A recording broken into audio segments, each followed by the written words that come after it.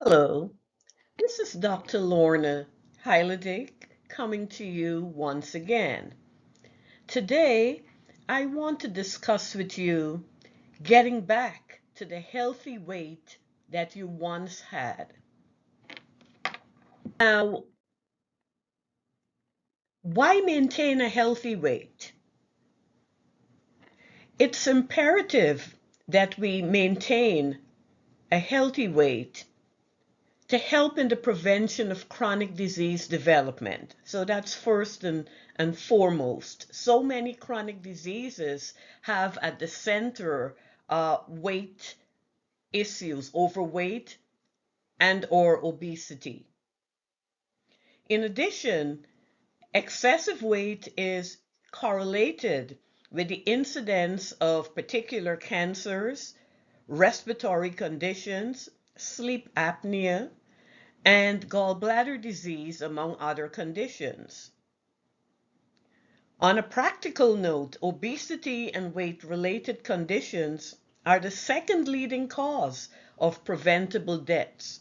So we can take action here to prevent deaths that are as a result of weight-related issues.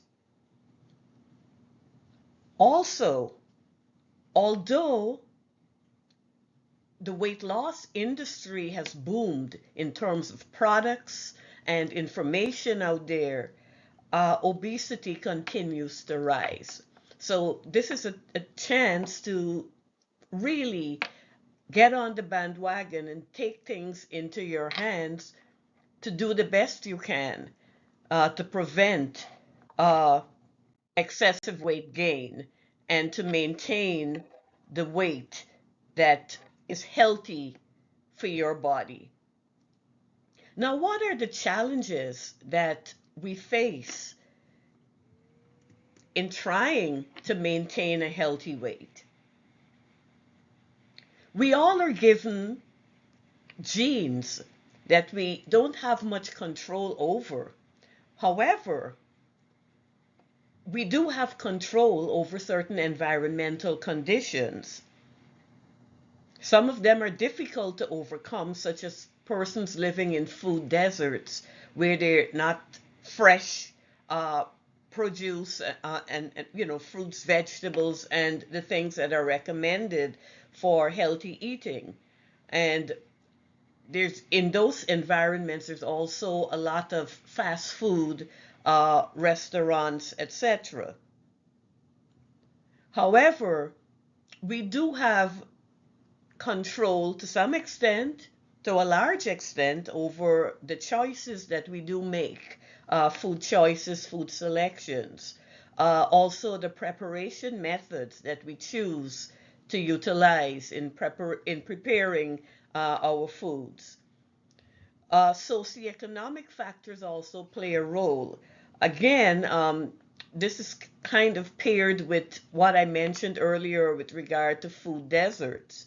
Um, a lot of times, people who find themselves living in food deserts also are at a lower socioeconomic status and find it extremely difficult to purchase items, or they have to travel some distance, sometimes without a vehicle, to obtain what they need. Um, One of the things that we can control would be our physical activity levels, of course, and we must not take for granted cultural factors. Cultural factors play a major role. It can be a major challenge sometimes in maintaining a healthy weight. In some cultures, the acceptable standards of beauty actually move in the direction of heavier or more voluptuous or shaped, etc. Um, how can we embrace our cultural values and acceptable standards of beauty, yet maintain our healthy weight as much as possible? So this is something that I'd like you to think about.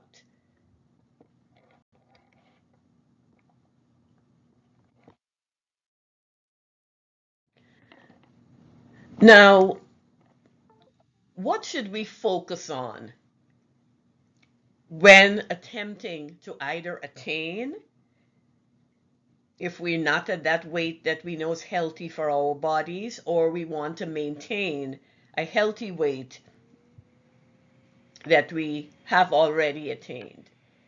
The focus, as I have mentioned in other videos as well as blog posts, would be on overall healthy lifestyle. So lifestyle changes, behavior modification. This actually is the route to go for sustainability. For many people, this would involve making major behavioral changes. For some people, it would be moderate behavior change. As I had said before in other videos, setting realistic goals. That's one of the necessary first steps to focus on. And also to give yourself a pat on the back for achieving small wins. It's important to note that small steps count. And the key really is to be consistent, to remain motivated in achieving your goals. The major behavioral modifications that are required for effective weight management would be modifications not only in eating habits, but as well as physical activity in the level and intensity, following recommendations that are made for your age group for adults. That would be a great recommendation in terms of cardio, in terms of strengthening, and in terms of also just being able to move adequately, flexibility, etc. So keep these in mind as you go about making changes for effective weight management.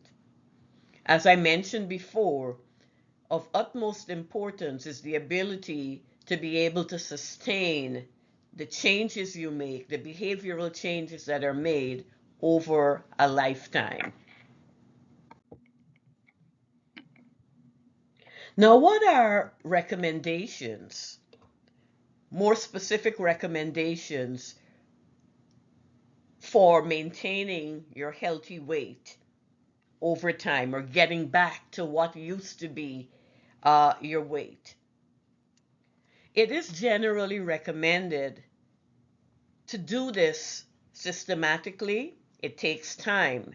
You did not gain or regain a hefty amount of weight in one sitting. It creeps up upon you. So 1 to 2 pounds per week, or 10 pounds within a 5-week period, is actually considered to be a healthy weight loss, something that you can sustain over time. As I mentioned earlier, dietary modifications, following recommendations for fruits, for vegetables, for lean protein, for essential fats, the utilization of grain products, of including fiber, etc. in your diet.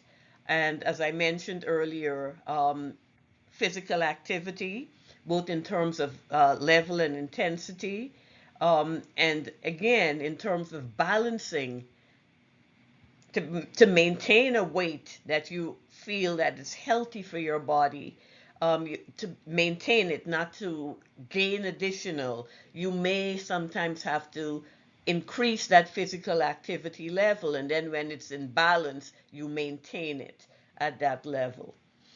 Consistency, as I said, is key. Be aware of BMI ranges, the body mass index, that is appropriate for your height, your sex, your age, etc. It's generally recommended to keep it within that range of 18 0.5 to 24.99.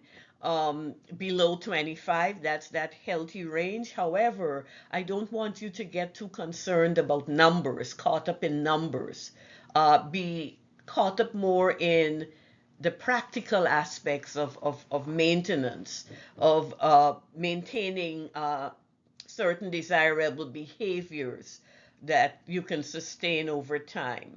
Um, one reason for saying this is that some people, if they just go over a little bit over that 25, it causes a bit of agony. But you also have to consider what your body type is, how muscular you are, and all of these other factors that come into BMI that usually are not discussed.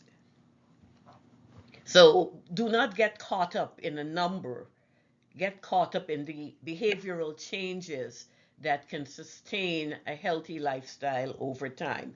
And in doing so, you will attain that level of BMI that is considered to be healthy, and you would be able to maintain it over time.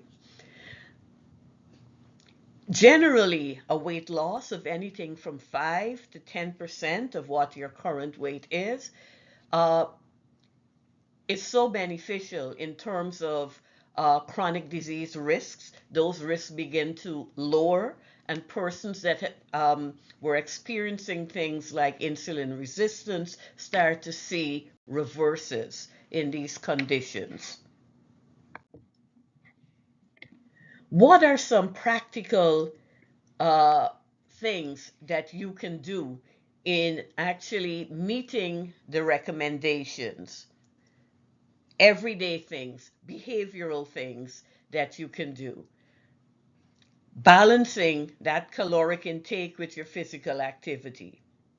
Letting physical activity become a way of life, not skipping or thinking of it as a chore, but as something that you do every day, like your other things that you do to take care of yourself on a daily basis. As I mentioned earlier, choose a variety of healthy foods, particularly those from plant sources. Utilize healthy cooking methods, baking, broiling, dry heat methods. You can use the rotisserie. You can saute as opposed to anything in that arena, as opposed to deep frying. Watch your portion sizes. Think, be very mindful about what you're eating. And this would involve some planning in advance. So whether you have to do some meal prepping ahead of time, uh, this would be very helpful. You can actually start preparing things on a day that you have time, one of the weekend days that you set aside. Some hours that you can do chopping and cutting and maybe preparing some meals ahead of time that gives you a break during the rest of the week. Do not get into the habit of skipping meals, because when you do so, you tend to overcompensate at a later time. And then if you don't have things that are prepared, that are healthy, you may start to engage in picking at unhealthy snacks. Always remember, when you are grocery shopping, to grocery shop with a list. And this is where putting this together with meal prepping, this is very helpful. You think of what you may want to do for the next 5 days or so, and you do a list that's appropriate, that would help you. Never go grocery shopping without a list, and never go grocery shopping when you're hungry. You start to make the wrong choices when you do so. Something that I personally have found extremely helpful is using a smaller plate. In a way that it plays a psychological trick on you. Number one, you put less food in there, but the smaller plate, it gives you that feeling that, it's full. It's full, and that you're getting enough.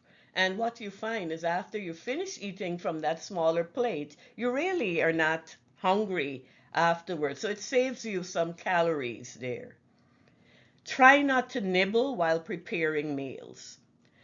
Two other very practical things that involve movement and physical activity would be trying to climb stairs whenever possible. For those of us who live in homes that are two-story homes, that actually is a great thing, going up and down a couple of times and as often as you can.